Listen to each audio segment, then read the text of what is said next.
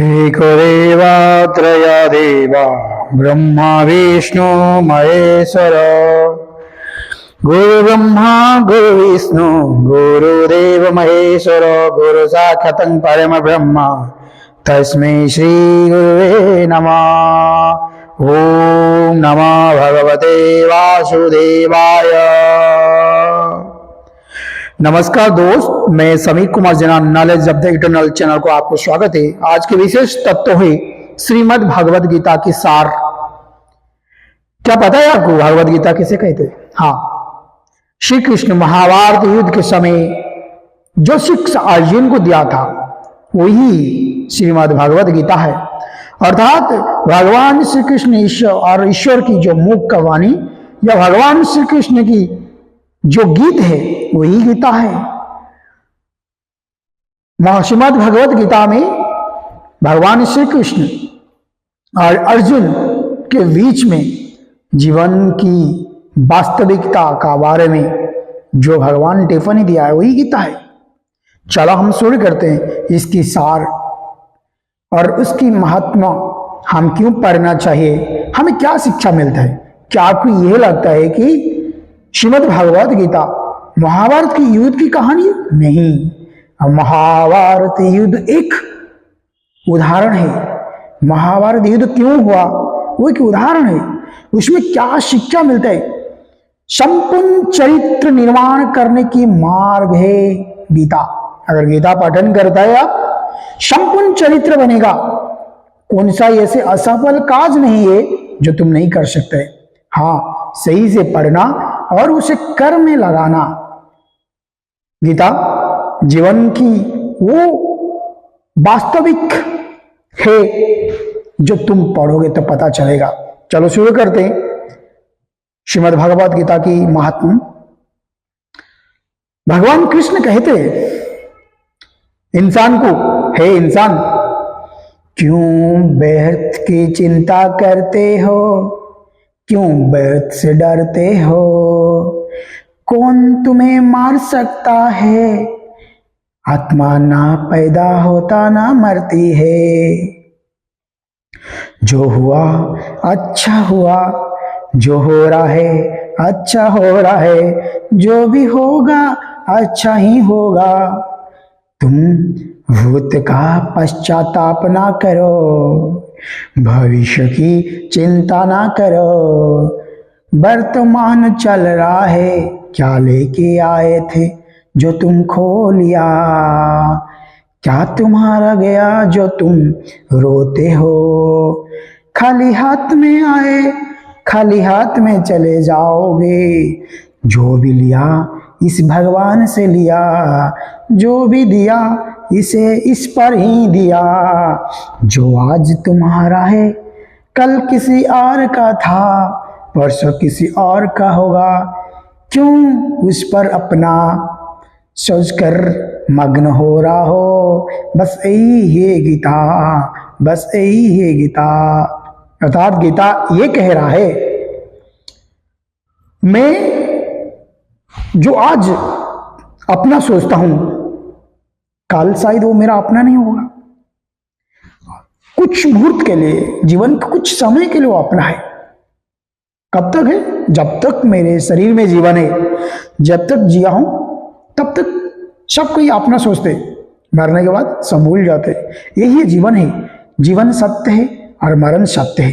कहते जो सत्य है वही सनातन है, जो सत्य है वही सनातन है, और जो सनातन है वही सत्य है, और जो सत्य है वही शिव है, जो शिव है वही सनातन है। इसलिए कहते सत्य शिव सत्य सुंदर, शिव ही आदि अनादि।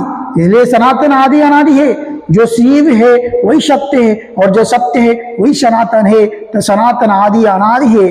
तो जैसी तरह शिव अजन्म है, अर्थात शिव का ना कोई जन्म है ना कोई मरण है, वो निराकार है।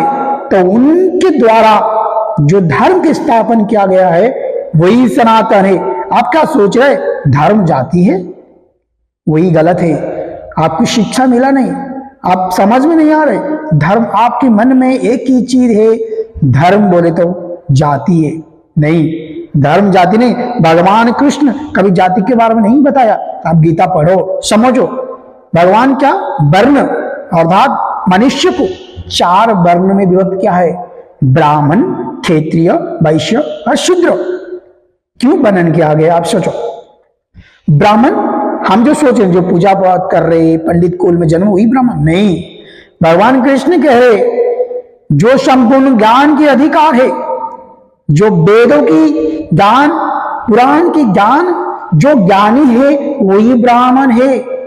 शूद्र भी ब्राह्मण हो सकता है, वैश्य भी ब्राह्मण हो सकता है, क्षत्रिय भी ब्राह्मण हो सकता है। ब्राह्मण केवल ब्राह्मण नहीं है, जिसके पास ज्ञान है वही ब्राह्मण है।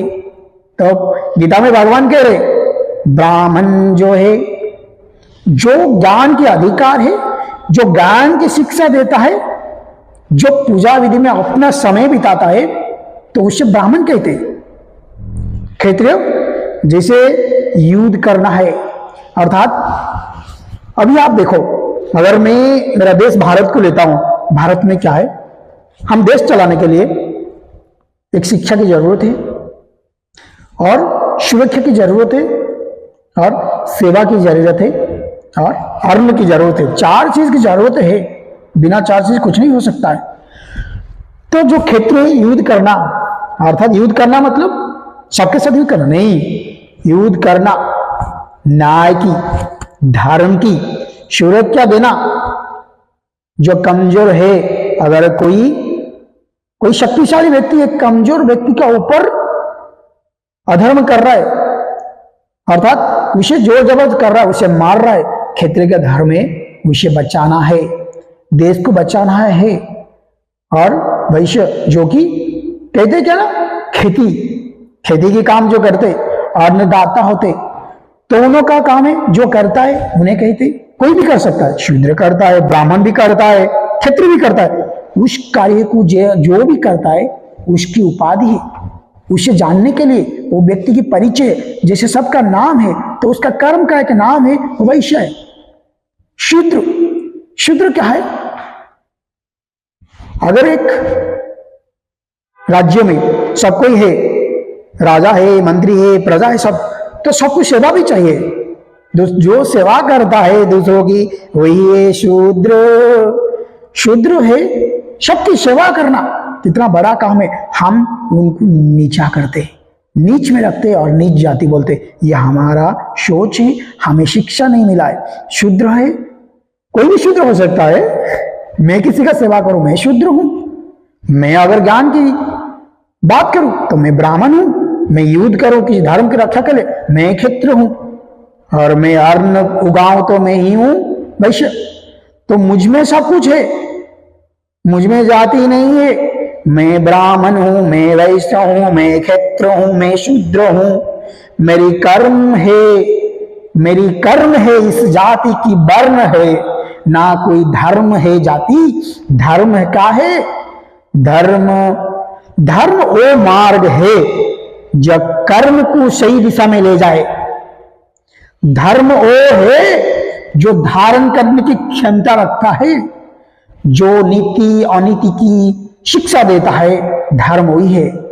उसका कर्म सबसे बड़ा होगा अगर उसका कर्म धर्म से ही होगा। तो आज से समझ जाओ, धर्म कोई जाति नहीं है जो बोल रहा है उसको भी शिक्षा दो। सनातन में इतना जाति है, सनातन में जाति नहीं है। हमें जो शिक्षा मिला वो गलत शिक्षा मिला।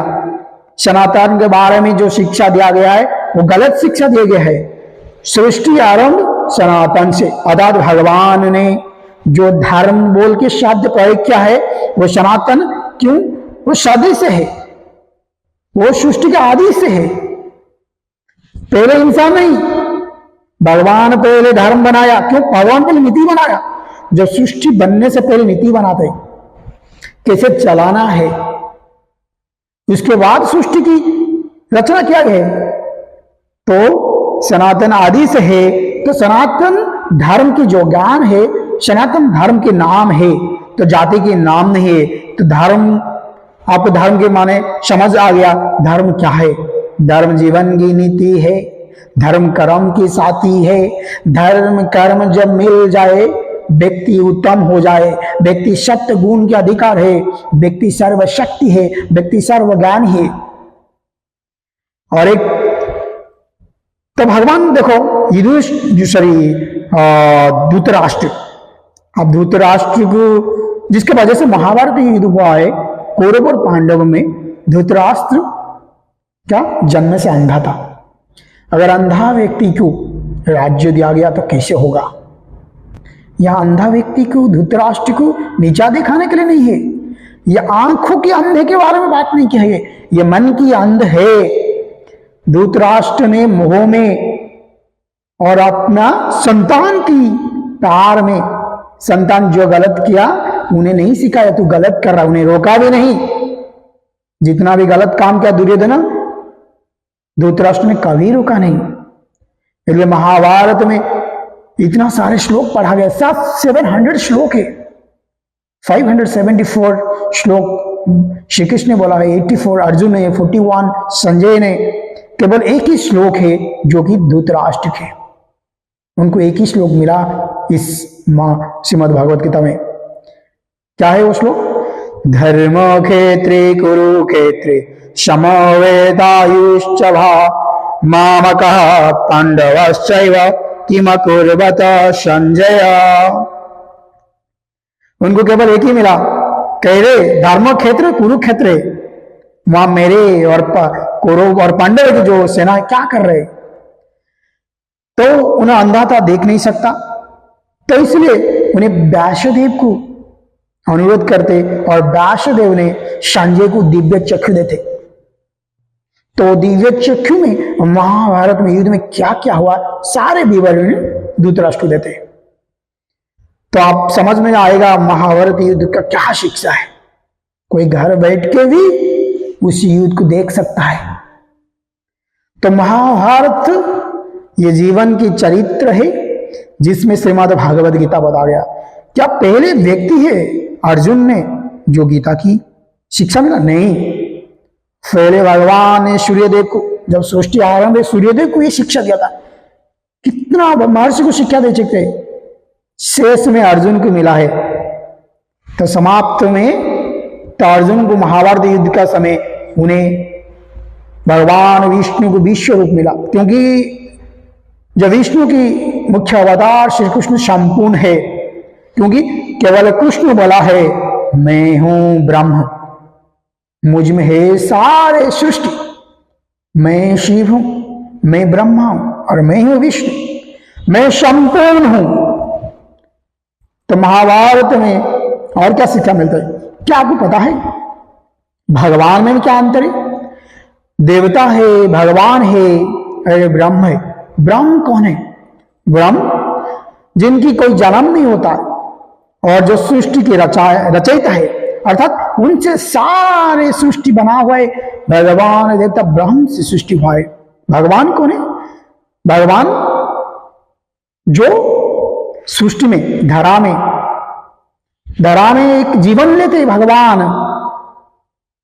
भगवान एक अवतार लेते, फिर अवतार लेके संपूर्ण होने के बाद ये सृष्टि छोड़ के जाते। अर्थात भगवान की जीवन जन्म और मरण है। जो भगवान है उनकी जन्म और मरण है। और देवता कौन है? ना देवता का जन्म नहीं है और मरण नहीं है। सॉरी, देवता का जन्म सृष्टि किया गया, ईश्वर ने सृष्टि किया गया देवता को, नहीं देवता का मरण हो गया।